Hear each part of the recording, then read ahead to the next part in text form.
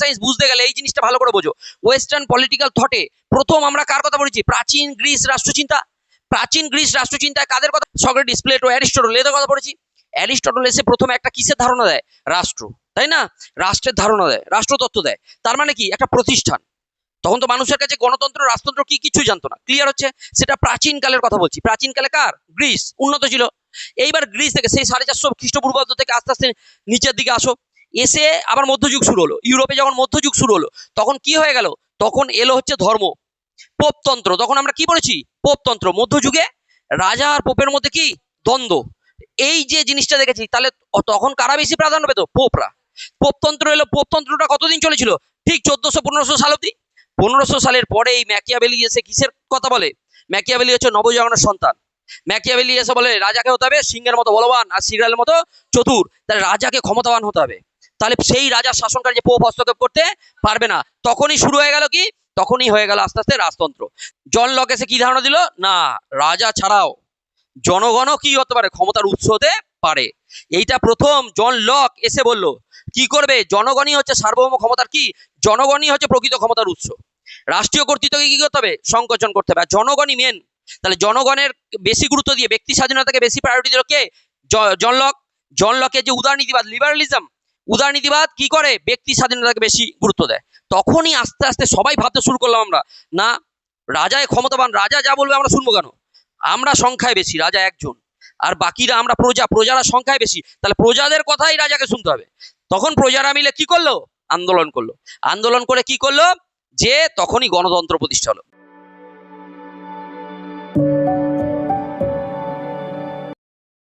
দেখো, আমাদের আগের দিন আমাদের পার্ট 1 মার্ক্সবাদের আলোচনা হয়েছে। মার্ক্সবাদকে বুঝতে গেলে প্রথম কথা জেনে নাও যে জন লকের আমরা কি পড়েছি? উদারনীতিবাদ।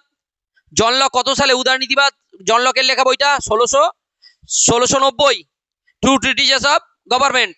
তো এই গ্রন্থে প্রথম উদারনৈতিক গণতন্ত্রের কথা বলে, তাই না? প্রথম যে ডেমোক্রেসি, সেটা কোথায়? ইংল্যান্ডে গৌরবময় বিপ্লব।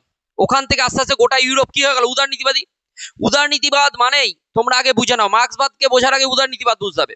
উদারনীতিবাদ মানেই কি হচ্ছে? ব্যক্তি স্বাধীনতাকে বেশি প্রায়োরিটি দেয়। কাকে? ব্যক্তি স্বাধীনতা।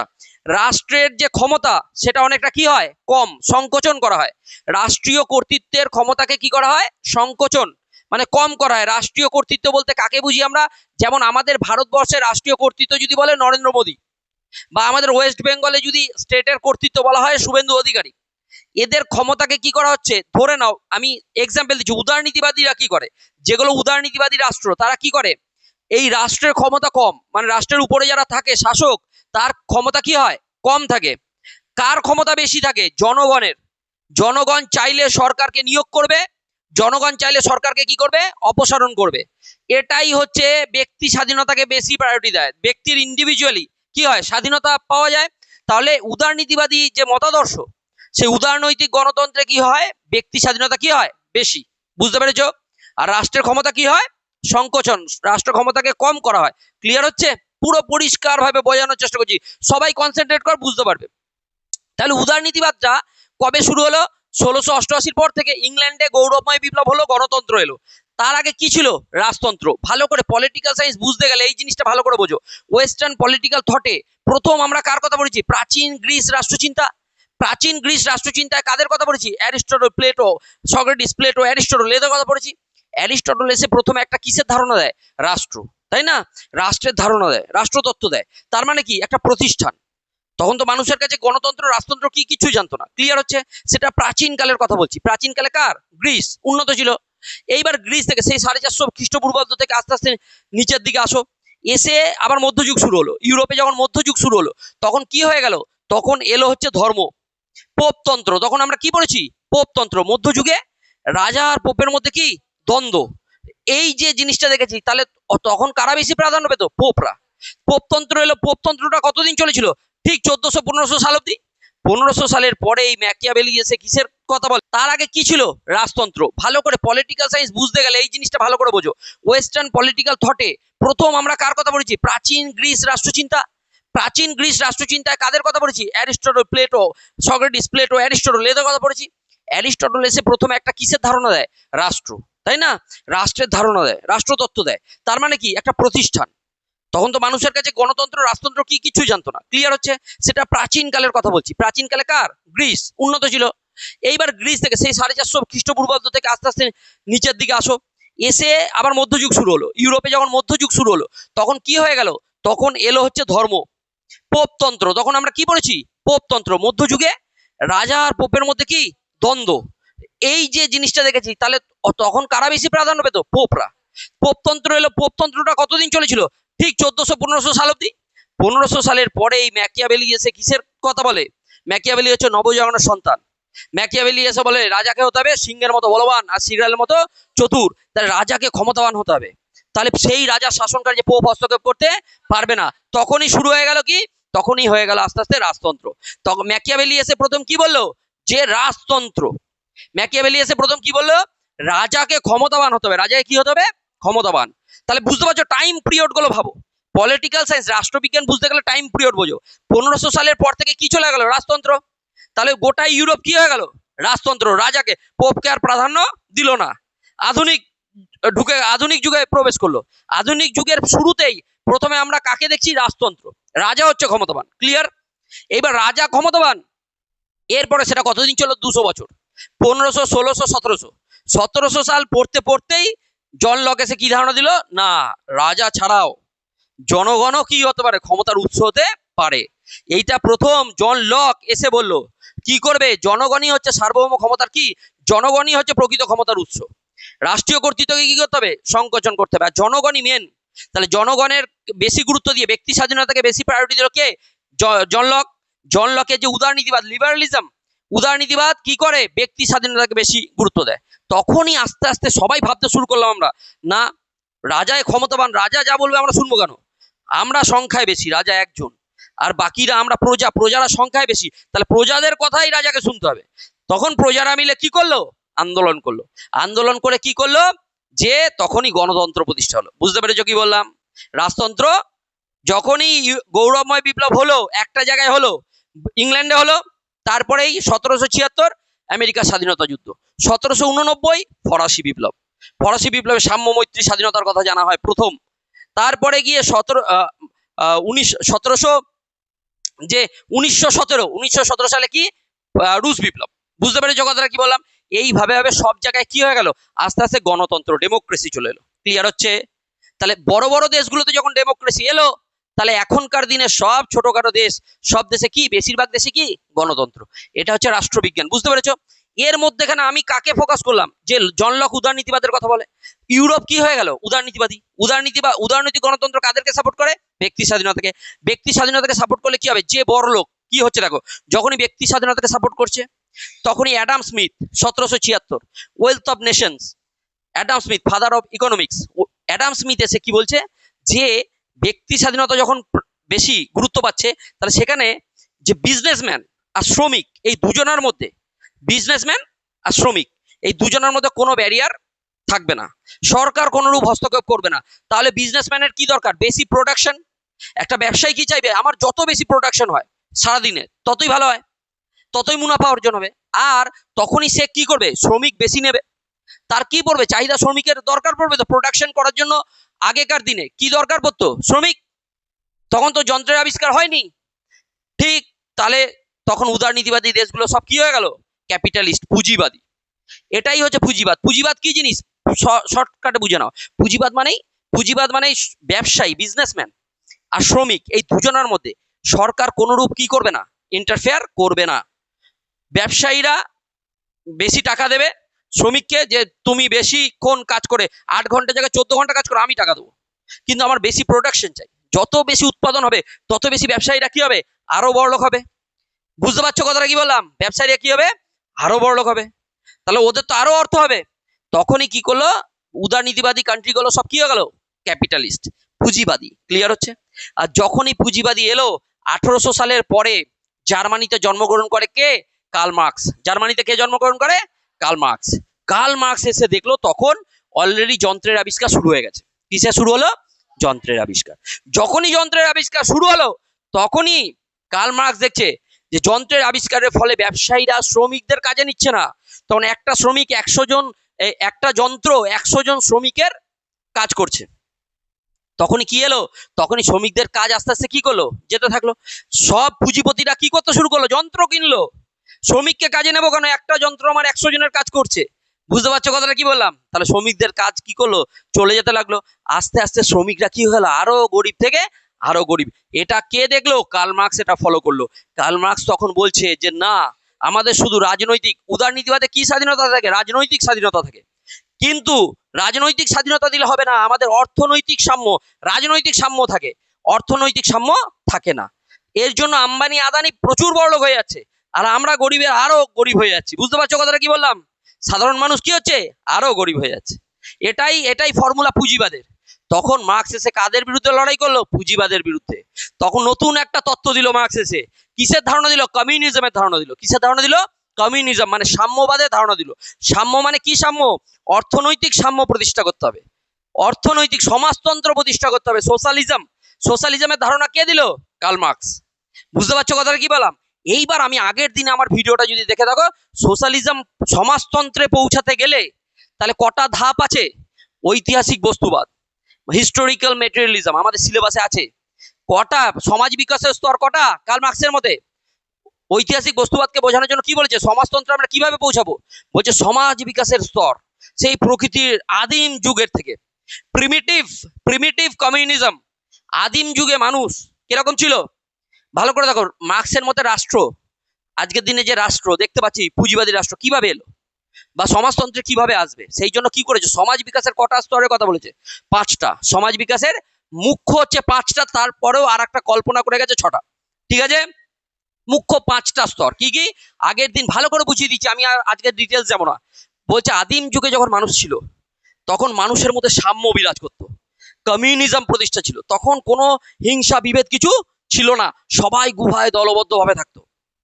ঠিক তাদের মধ্যে যখনই ব্যক্তিগত সম্পত্তি এলো আস্তে আস্তে, তখন সমাজে উৎপাদনের উপকরণগুলোর ব্যক্তিগত মালিকানা শুরু হয়ে গেল, উৎপাদনের উপকরণগুলোর ব্যক্তিগত মালিকানা। তখনই সমাজ দুটো শ্রেণীতে ভাগ হয়ে গেল, ক্লাস ক্লাস ডিভিশন হয়ে গেল।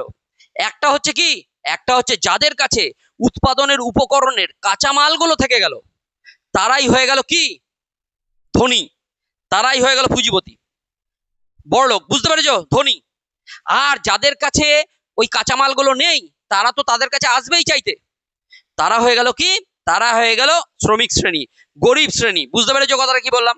এইবারে দুটো শ্রেণীতে ভাগ হয়ে গেল। একটা কি, সেই সমাজটা, প্রথম সমাজ যেটা দুটো শ্রেণী ভাগ হলো, সেটা হচ্ছে স্লেভ সোসাইটি। সেটা কি সোসাইটি, স্লেভ সোসাইটি, দাস সমাজ। বুঝতে পেরেছো কথাটা কি বললাম?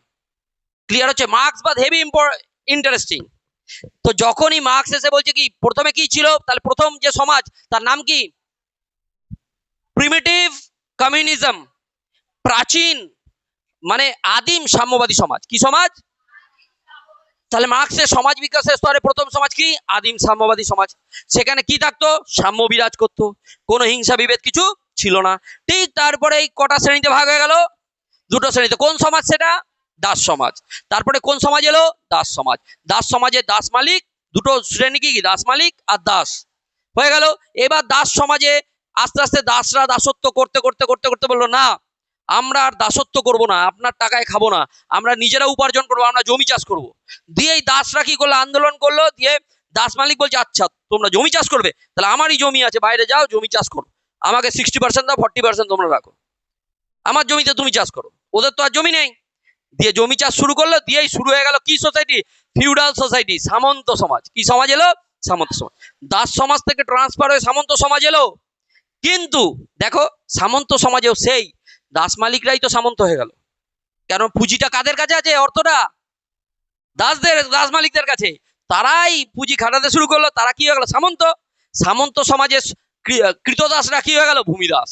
কৃতদাসরা কি হয়ে গেল, বুঝতে পারছো কথাটা কি বললাম? কেন, ওদের জীবন, তাহলে কৃতদাস আর ভূমিদাসের মধ্যে ডিফারেন্সটা কি হলো, ওদের জীবনের স্বাধীনতাটা পেলো। দাসদের দেখো, কৃতদাসদের জীবনের স্বাধীনতা ছিল না। কৃতদাসরা কি, দাসদের সাথে লড়াই করাতো, পশুদের মারা যেত, কোনো কিছু অসুবিধা, দাসদের কেনা বেচা হতো। সেই বাহুবলীতে কাটাপ্পা যেত, কাটাপ্পা কে যেন দাস ছিল, যে না রাজা যা বলবে তাই শুনবো। ঠিক আছে, বুঝতে পেরেছো কথাটা কি বললাম? তার বাহুবলীকে মারতেও দ্বিধা করেনি। ক্লিয়ার হচ্ছে? অসুবিধা আছে কি বললাম? তাহলে কি দাস এরকম ছিল, দাসদের পরে কি চলে গেল, স্লেভ সোসাইটি, পরে কি সমাজ, সামন্ত সমাজ, ইংলিশে কি বলবো, ফিউডাল সোসাইটি। সামন্ত সমাজের পরে এইবার কৃষকরা, গ্রামে যাও, কিছু বছর আগে গ্রামে কৃষকরা মানে সবাই জমি চাষ করতো, আর এখন গ্রামে ছেলেই পাবে না, গ্রামের ছেলেরা শহরে বলছে না, আন্দোলন করলো, সামন্তদের সাথে আন্দোলন করলো, জমিদারদের বলে আমরা আর জমি চাষ করবো না, আমরা শহরে যাব, শহরে যে আমরা রিলায়েন্সে জামা কাপড় সেল করব। ঠিক আছে, বুঝতে পারো, ভাবো, মানে ওই কারখানায় কাজ করবো আর কি, শহরে যেয়ে কি করব, কারখানায় কাজ করব, যতই কম টাকা মাইনে হোক তবুও আমরা শহরে যাব, তাহলে কলকারখানায় কাজ করবে। এইবার তখন সামন্ত, টাকা কাদের কাছে আছে, সামন্তরা বলে আচ্ছা কলকারখানায় কাজ করে, আরে আমি ওখানে একটা জুতোর ফ্যাক্টরি খুলেছি, ওখানে যা, ওখানে ওখানে লাগবে, শ্রমিক লাগবে, তাহলে ওরা চাষ করবে না, কলকারখানায় এলো সরকার কাজ করতে, যখনই কলকারখানায় কাজ করতে এলো তখন আবার একটা সমাজ পরিবর্তন হলো। দেখো, সামন্তরা হয়ে গেল কি, সামন্তরা হয়ে গেল পুঁজিপতি, সামন্তরা হয়ে গেল পুঁজিপতি, আদানি বড় সামন্ত, ঠিক আছে, বুঝতে পেরেছো, তাহলে পুঁজিপতি হয়ে গেল, আর তার আন্ডারে ভূমিদাসরা হয়ে গেল শ্রমিক। দেখো সমাজ পরিবর্তন হচ্ছে কিসের মাধ্যমে, দ্বন্দ্বের মাধ্যমে, সমাজ পরিবর্তন হচ্ছে কিসের মাধ্যমে, দ্বন্দ্বের মাধ্যমে। কার দ্বন্দ্ব, দুটো শ্রেণীর দ্বন্দ্বের মাধ্যমে সমাজ পরিবর্তন হচ্ছে। পরিবর্তনের ফলে কিন্তু দেখো শোষণ অব্যাহত, শোষণটা কি অব্যাহত। কারা শোষণ করছিল, যখন দাস সমাজে কারা শোষণ করছিল, দাস মালিক কৃতদাসদের শোষণ করছিল। ঠিক সামন্ত সমাজে সামন্ত প্রভুরা কৃষকদের শোষণ করছে, ভূমিদাসদের। আবার পুঁজিবাদী সমাজে, এই এখন বর্তমান সমাজ হচ্ছে ক্যাপিটালিস্ট সোসাইটি, পুঁজিবাদী সমাজে কারা আমাদের শোষণ করছে, আম্বানি আদানি, এই যে জিও দিয়ে আমাদের শোষণ করছে, আমরা বুঝতে পারছি না, জিওর রিচার্জ করেই যাচ্ছি, এত টাকা রিচার্জ আমাদের শোষণ করছে, আমরা বুঝতেই পারছি না। 799 টাকা আর 749 মিনিমাম রিচার্জ, আর আগে আমরা 50 টাকা 10 টাকা টপ আপও মারতাম। বুঝতে পারছো কথাটা কি বললাম, যারা বাড়িতে একটা ফোন রেখে আসতে হবে, বাড়িতে বাবা মা কলই করে না, শুধু যাতায়াত কল লাগে, প্রত্যেকের বাড়িতে একটা করে ফোন আছে, কোনো ইউজই হয় না, কিন্তু তবুও ওতে কি করতে হচ্ছে, আমাদের মিনিমাম রিচার্জ করতেই হচ্ছে। এইটা হচ্ছে পুঁজিবাদীরা আমাদের কি করছে, শোষণ করেই যাচ্ছে। তাহলে ক্যাপিটালিস্ট সোসাইটিতে দুটো শ্রেণী, কি শ্রেণী, একটা পুঁজিবাদী, একটা শ্রমিক। বুঝতে পারছো কথাটা কি বললাম। এইবার মার্কস কি বলছে, এইবার মার্কস বলছে যে শোষিত হতে হতে হতে হতে আমরা এক সময় শ্রমিক শ্রেণী কি করবে, আন্দোলন করবে, বিপ্লব করবে। তাহলে বিপ্লব, মার্কসের মতো যদি বিপ্লব কোশ্চেনটা আসে, বিপ্লব কি, তাহলে বুঝতে পারলে কিভাবে আসবে। তাহলে বিপ্লব করবে, এক সময় আন্দোলন করবে, আন্দোলন করে কি করবে, প্রাইভেট প্রপার্টি সব ধ্বংস করে দেবে। প্রাইভেট প্রপার্টি কোনগুলো, আম্বানির বাড়ি, বুঝতে পারছো, এইসব প্রাইভেট প্রপার্টি, যারা, আমি জাস্ট আম্বানিকে দিয়ে উদাহরণ দিচ্ছি, ঠিক আছে। এই আমার এক সময় কি করবে, এক সময় শ্রমিক শ্রেণী একদম আন্দোলন শুরু করে দেবে, যত প্রাইভেট প্রপার্টি আছে, যাদের ব্যক্তিগত মালিকানা আছে, সব কি করে দেবে, ধ্বংস করে দেবে। যখনই ব্যক্তিগত মালিকানা সব ধ্বংস হয়ে যাবে, তখন সমাজে আর কি বেঁচে থাকবে, কারুর বেঁচে থাকবে কোনো টাকা পয়সা, কিছু থাকবে না। তখন সবার মধ্যে কি প্রতিষ্ঠা হবে, সাম্য প্রতিষ্ঠা হবে, সবার মধ্যে সাম্য প্রতিষ্ঠা হবে। কি সাম্য, অর্থনৈতিক সাম্য, সবাই ইকুয়াল। এইবার কি প্রতিষ্ঠা, এই সমাজটাকে কি বলা হচ্ছে, সমাজতান্ত্রিক সমাজ। কি সমাজ, বুঝতে পেরেছো কি বললাম, সোশ্যালিজম। মার্কস বলছে এটাই দরকার। কিন্তু সমাজতান্ত্রিক সমাজে কি হবে, দেখো ভালো করে, যে যতটা পরিমাণ কাজ করবে সে ততটা পরিমাণ উপার্জন করবে। বুঝতে পেরেছো কথাটা কি বললাম, সমাজতান্ত্রিক সমাজ। কিন্তু মার্কস এর পরেও বলেছে আর একটা সমাজ আসবে, সাম্যবাদী সমাজ। এর পরে গিয়ে আর একটা সমাজ কি আসবে, সাম্য, কল্পনা করেছে, মানে আদিম যুগে যেরকম ছিল, সবাই তখন সামর্থ্য অনুযায়ী কাজ করবে আর প্রয়োজন অনুযায়ী ভোগ করবে। বুঝতে পেরেছো কথাটা কি বললাম। তাহলে এই ছিল সমাজ বিকাশের স্তর। এইবার পুরো মার্ক্সবাদ আমরা যা পড়বো, দেখো এই যে সমাজ বিকাশের স্তরটা জেনে নিলে তোমরা যা পড়বো তাই তোমাদের কাছে সহজ মনে হবে। মার্ক্সবাদ বুঝে নাও এবারে, ক্লিয়ার হচ্ছে। এইবারে আমরা কি বলছি, মার্ক্সের লেখা বই তো আমরা জানি, কোথায়, প্রুশিয়াতে, এই ট্রিয়ার শহরে জন্মগ্রহণ করে, জার্মানিতে, ঠিক আছে। মার্ক্স 1818 থেকে 1883।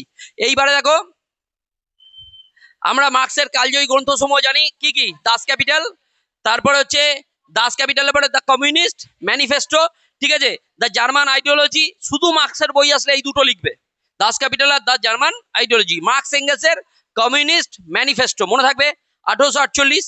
এরপরে দেখো আগের দিন হয়ে গেছে এগুলো, জাস্ট মার্ক্সের ঐতিহাসিক বস্তুবাদ শুরু হচ্ছে। তোমাদের সিলেবাসে কি আছে, হিস্টোরিক্যাল ম্যাটেরিয়ালিজম আর ডায়ালেকটিক্যাল ম্যাটেরিয়ালিজম, ঐতিহাসিক বস্তুবাদ আর দ্বন্দ্বমূলক বস্তুবাদ। বুঝতে পেরেছো? ঐতিহাসিক বস্তুবাদ মার্কস, আমি তো বলেছি প্রথমে কি মার্কস কিসের মাধ্যমে সমাজের বিবর্তন হয়েছে? দ্বন্দ্বের ফলে, তাই না? দেখো ভূমিকা, ঐতিহাসিক বস্তুবাদে আজীবন সহযোগী বন্ধু এঙ্গেলসের সহায়তায় মার্কস কর্তৃক মানব সমাজের ইতিহাসে বস্তুবাদী ব্যাখ্যা ও বিশ্লেষণের তত্ত্বটি ঐতিহাসিক বস্তুবাদ নামে পরিচিত। এটি মার্কসীয় দর্শনের এক অবিচ্ছেদ্য অঙ্গ। ঠিক আছে, এটা আগের দিন বলে দিয়েছি। মার্কসের সমাজ বিকাশের স্তর, এটা তোমরা ছোট করে পয়েন্ট করে নেবে। সমাজ বিকাশের স্তর, প্রথম সমাজের নাম কি? আদিম সাম্যবাদী সমাজ, প্রিমিটিভ কমিউনিজম। Primitive communism. আদিম সাম্যবাদী সমাজের পরেই কি সমাজ আসবে? দাস সমাজ। কি সমাজ? দাস সমাজ। Slave society. স্লেভ সোসাইটির পরে সামন্ততান্ত্রিক সমাজ, ফিউডাল সোসাইটি। তারপরে পুঁজিবাদী সমাজ, বর্তমান সমাজ, ক্যাপিটালিস্ট সোসাইটি। তারপরে গিয়ে কি সমাজ আসবে? সমাজতান্ত্রিক। আর সমাজতান্ত্রিকের পরেও আর একটা সমাজ কল্পনা করেছিল সাম্যবাদী। আবার কমিউনিজম ফিরে আসবে। আবার কি ফিরে আসবে? কমিউনিজম। বুঝতে পেরেছো কি বললাম? অসুবিধা আছে? এইবার এইটাকে আমরা আগের দিন ভালো করে বুঝে নিয়েছি। আদিম সাম্যবাদী সমাজ, তারপরে দাস সমাজ, তারপরে সামন্ততান্ত্রিক সমাজ, এগুলো আগের দিনে হয়ে গেছে। তারপরে পুঁজিবাদী সমাজ, তারপরে গিয়ে কি আসবে? সমাজতান্ত্রিক সমাজ, তারপরে গিয়ে তত্ত্বটির মূল বৈশিষ্ট্য। এইবার আমরা করব আজকে কি, আগের দিন এতটা করে নিয়েছি, এটা বুঝিয়ে দিলাম আবার ক্লিয়ার করে। এইবার বৈশিষ্ট্য, মার্কসের কি করব? বৈশিষ্ট্য, ঐতিহাসিক বস্তুবাদের কি বৈশিষ্ট্য, এগুলো দেখবো। কিভাবে দেখবো? এবার পুরো নোটস আমাকে কি করতে হবে? মুখস্থ লিখতে হবে। প্রথমে বৈশিষ্ট্য কি? বস্তুবাদী দৃষ্টিভঙ্গি। মার্কসের কি? বস্তুবাদী দৃষ্টিভঙ্গি। বলছে মানব সমাজের ইতিহাসে কোনো অতীন্দ্রিয় শক্তি, মানে হঠাৎ করে কোনো একটা অতীন্দ্রিয় শক্তি এসে আমাদের তৈরি করে দিল, এরকম হয়নি। কিসের? ধীরে ধীরে, বা ঈশ্বরের সৃষ্টি নয়। কার্ল মার্কস বলছে কি, এটি বস্তু জগতের অঙ্গ হিসেবে বিষয়গত ব্যাপার। বলছে এটা রিয়েলিটি, মানে এটা হঠাৎ করে ঈশ্বর সৃষ্টি করে দিয়েছে এরকম কোনো ব্যাপার নয়। কোনো সমাজকে ঈশ্বর সৃষ্টি করেনি, এটাই মানুষই, মানুষের মধ্যেই কি হয়েছে? বস্তুবাদী, মানে দ্বন্দ্বমূলক বস্তুবাদের ফলেই আস্তে আস্তে সমাজের কি হয়েছে? সমাজের বিকাশ হয়েছে। তাই আজকের দিনে দাঁড়িয়ে আমরা রোবোটিক্সকে, রোবটকেও কাজ করতে দেখতে পাচ্ছি। বুঝতে পারছো কথাটা কি বললাম? ক্লিয়ার হচ্ছে ব্যাপারটা? আজকের দিনে দাঁড়িয়ে আমরা এআই কে দেখতে পাচ্ছি। কিসের জন্য? এইটা বিবর্তনের মধ্যে দিয়ে আসছে। ক্লিয়ার হচ্ছে? তাহলে প্রথম বৈশিষ্ট্য কি? বস্তুবাদী দৃষ্টিভঙ্গি। তোমাদের মেন নোটস কি? নোটস ঐতিহাসিক বস্তুবাদ। বর্ধমান ইউনিভার্সিটিতে যে ফার্স্ট সেমিস্টার মেজর কি কোশ্চেন আছে? Historical materialism, main question.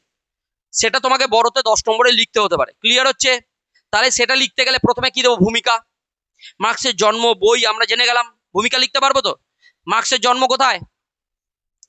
Prussia, মানে কোথায় সেটা? জার্মানিতে। কোথায়? এখন নাম কি? এখন নাম হচ্ছে জার্মানি। বুঝতে পেরেছো? জার্মানিতে মার্কসের জন্ম। কত থেকে কত? 1883। 1818 থেকে 1883 হলো মার্কসের। তারপরে মার্কসের লেখা বইগুলো কি? Das capital, the German ideology হয়েছে। এছাড়াও মার্কসের কালজয়ী গ্রন্থ মার্কস আর এঙ্গেলসের কমিউনিস্ট ম্যানিফেস্টো।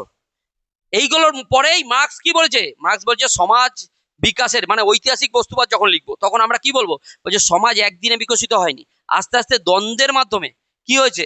সমাজের পরিবর্তন হয়েছে। বুঝতে পেরেছো কথাটা কি বললাম? ব্যাস, ভূমিকা হয়ে গেল। ভূমিকার পরে আমরা কি পয়েন্ট করব? ভালো করে বোঝো। ভূমিকার পরেই আমরা করবো ওই মার্কসের মতে কি, মার্কসের সমাজ বিকাশের স্তর। যখনই সমাজ বিকাশের স্তর একটা ব্যাখ্যা করে দিলাম, আমরা বুঝিয়ে দিলাম যে আমরা কতটা জানি মার্ক্সবাদ সম্পর্কে। ক্লিয়ার?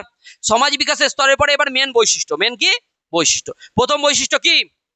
বস্তুবাদী দৃষ্টিভঙ্গি। বুঝতে পেরেছো বস্তুবাদী দৃষ্টিভঙ্গি কিভাবে লিখবো? ক্লিয়ার হচ্ছে? মানে ঈশ্বর সৃষ্টি করেনি, এটা সমাজেরই নিয়ম অনুসারে বিবর্তনের মধ্যে দিয়ে আস্তে আস্তে দ্বন্দ্বের ফলে সমাজের বিকাশ হয়েছে। ক্লিয়ার হচ্ছে? অসুবিধা আছে? এইবারে দ্বিতীয় কি? নিয়ম ভিত্তিক বিকাশ। বিকাশটা কিরকম হয়েছে? নিয়মের মধ্যে। হঠাৎ করে স্লেভ সোসাইটি থেকে তো আর পুঁজিবাদী আসেনি, ধীরে ধীরে আসছে। স্লেভ সোসাইটি থেকে কি আসছে? স্লেভ সোসাইটি থেকে আগে ফিউডাল সোসাইটি, তারপরে কি পুঁজিবাদী, তারপরে গিয়ে সমাজতন্ত্র আসবে। বুঝতে পেরেছো কি বললাম? ধীরে ধীরে। তাহলে নিয়ম ভিত্তিক বিকাশ। ক্লিয়ার হচ্ছে? বলছে মানব সমাজের বিকাশ মানুষের ইচ্ছা নিরপেক্ষ এবং এটি বস্তু জগতের মতো নির্দিষ্ট নিয়ম বা নীতির অধীন। ক্লিয়ার হচ্ছে? তারপরে গিয়ে তাহলে প্রথম দুটো পয়েন্ট বলো। বস্তুবাদী দৃষ্টিভঙ্গি। 2, নিয়ম ভিত্তিক বিকাশ। আবার বলো প্রথম পয়েন্ট বস্তুবাদী দৃষ্টিভঙ্গি, 2 নিয়ম ভিত্তিক বিকাশ। বস্তুবাদী দৃষ্টিভঙ্গি আর নিয়ম ভিত্তিক বিকাশ। 3 হচ্ছে সামাজিক শ্রম, সোশ্যাল লেবার। দেখো, সচেতন শ্রম শক্তির অধিকারী মানুষের সম্মিলিত বা সামাজিক শ্রমের প্রয়োগ থেকে সমাজ জীবন প্রতিষ্ঠিত বিকশিত হয়েছে। ভালো করে বোঝো। সমাজে যদি আমরা দেখি, সমাজটা চলছে কিসের মাধ্যমে? উৎপাদন পদ্ধতির মাধ্যমে। কিসের মাধ্যমে? উৎপাদন পদ্ধতি। উৎপাদন পদ্ধতি মানে আমাদের এখানে যাবতীয় জিনিস দেখছো, আমরা এই হিউম্যান বডিটা ছাড়া সবকিছু দেখো কারখানায় তৈরি হয়েছে। আমরা এখানে যাবতীয় জিনিস দেখতে পাচ্ছি, সব কিছু তৈরি হয়েছে কারখানাতে, মানে উৎপাদন হয়েছে, সব কি হয়েছে? উৎপাদন। তাহলে এই উৎপাদন পদ্ধতি, তাহলে ওটা উৎপাদন কিসের মাধ্যমে হয়েছে? উৎপাদন পদ্ধতির মাধ্যমে। ভালো করে ইম্পর্টেন্ট, কিন্তু 2 নম্বরের কোশ্চেন আছে, উৎপাদন পদ্ধতি কি? উৎপাদন পদ্ধতিকে দুভাগে ভাগ করা যায়, একটা হচ্ছে উৎপাদিকা শক্তি, আর একটা হচ্ছে উৎপাদন সম্পর্ক। উৎপাদিকা শক্তি জিনিসটা কি? তুমি একটা কারখানা খুলবে, কারখানা খুলতে গেলে প্রথম কি লাগবে? আমি ব্যবসা করবো, প্রথম কি লাগবে? প্রথমে টাকা, টাকা লাগবে, পুঁজি। প্রথমেই বাবার কাছে টাকা যাবে, বাবা 2 লাখ টাকা 5 লাখ টাকা লাগবে, আমি এই ব্যবসাটা করব। প্রথমেই টাকা লাগবে, ক্লিয়ার হচ্ছে? এইবারে প্রথমে পুঁজি, তারপরে তুমি কি করবে? জায়গা কিনবে, জমি, জমি লাগলো, তারপরে কি করবে? বিল্ডিং দাঁড় করাবে, তারপরে গিয়ে তাদের কি নিয়োগ করবে? শ্রমিক নিয়োগ করবে, যন্ত্রপাতি নিয়ে আসবে। এইগুলো সব কিছু উৎপাদিকা শক্তি। কি আছে? এগুলো সবকিছু বোঝাতে পারলাম। এবার উৎপাদন সম্পর্ক কোনগুলো? আরেকটা হচ্ছে উৎপাদন সম্পর্ক।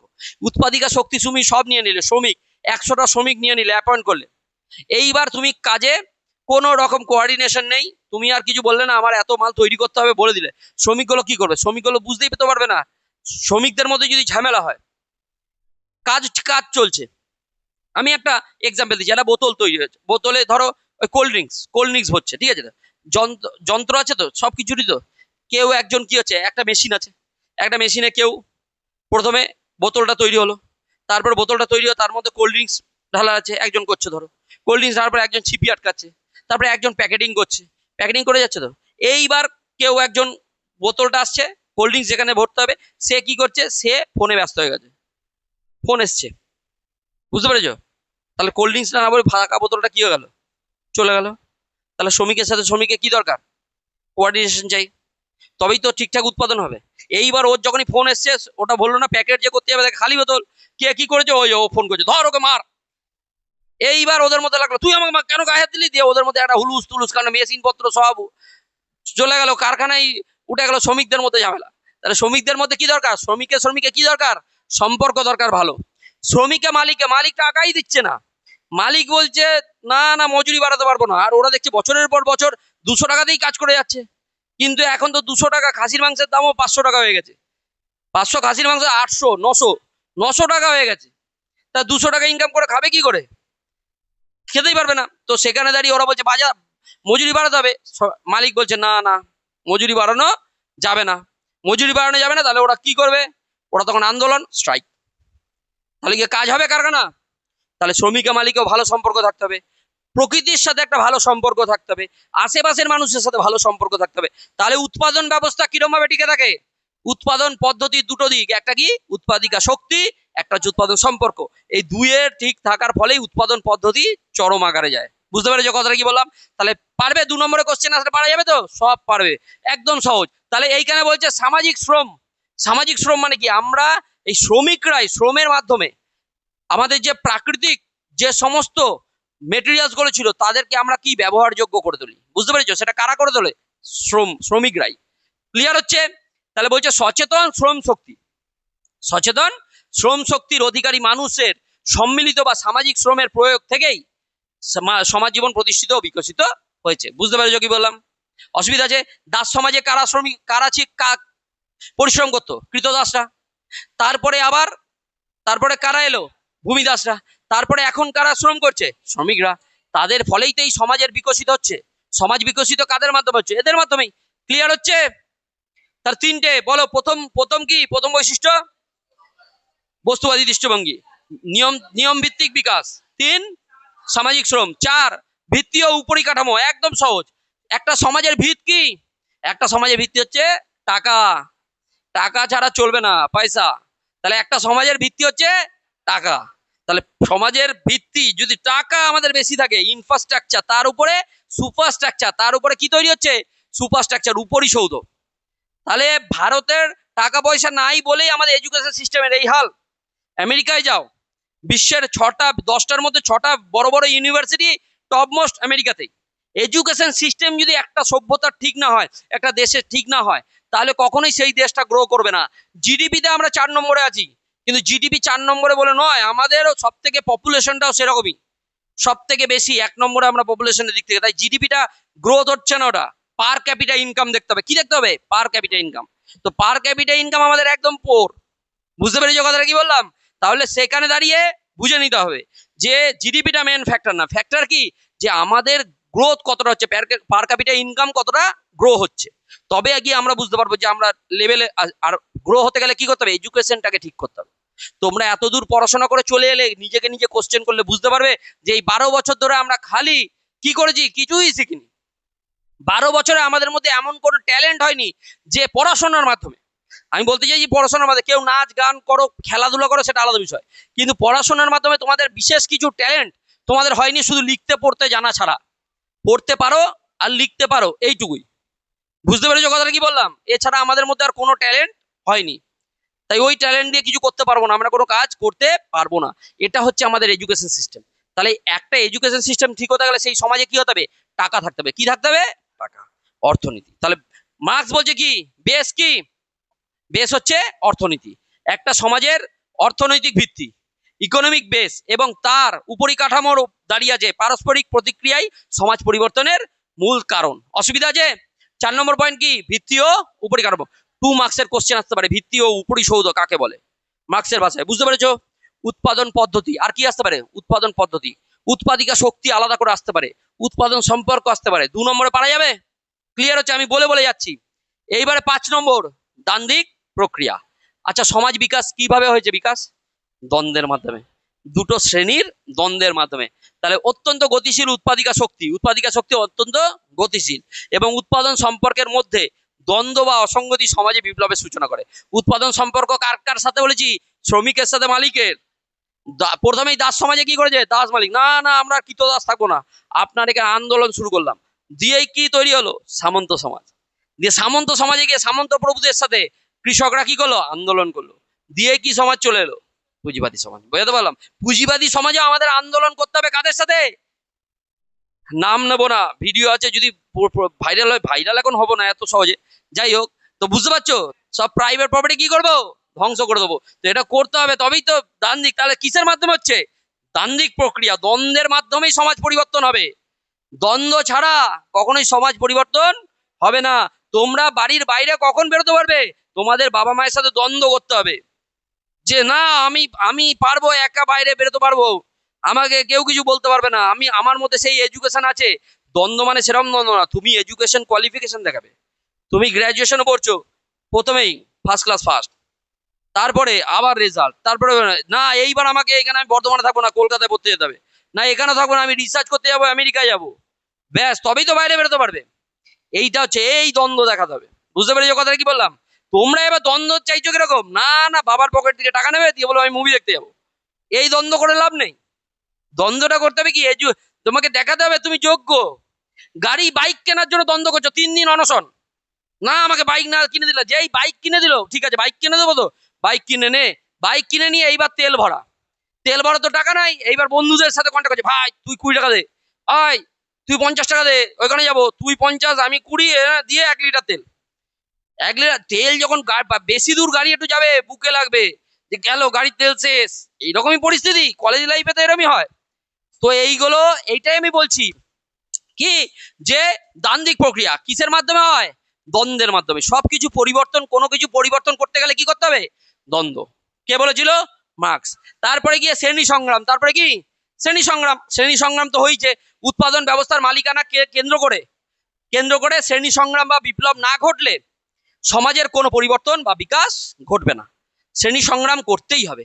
আর প্রথম যখন সংগ্রাম করতে যাবে তখন কিন্তু অনেক, মানে এটা সহজ কাজ নয়। প্রথম যখন আন্দোলন করবে এটা সহজ কাজ নয়। এই যে ভাবো না, এই যে সিজেপি যে আন্দোলন করছিল, আন্দোলন করতে গিয়ে মন্ত্রিত্ব ইয়ে তো দিল, ইস্তফা দিল, কিন্তু এটা কি সহজ কাজ ছিল? একদিনে হয়েছে? অনেক পুলিশের লাঠি জাটা এই সব খাওয়া খাওয়ি অনেক আন্দোলন করলো, এই কদিনে তো দেখতে পেলে। তারপরে কোনো কিছু একটা আন্দোলন পরিবর্তন করতে গেলে কি করতে হবে? অনেক সমস্যা। বুঝতে পেরেছো কি বললাম? স্ট্রাগল করতেই হবে। আচ্ছা তাহলে সমালোচনা দেখা যাক। অর্থনৈতিক নিয়তিবাদ কি বলছে? সমালোচনার এই তত্ত্বটিকে কি বলা হয়? Economic determination. এবার ঐতিহাসিক নিয়তিবাদ তত্ত্ব বলে তীব্র সমালোচনা করা হয়েছে।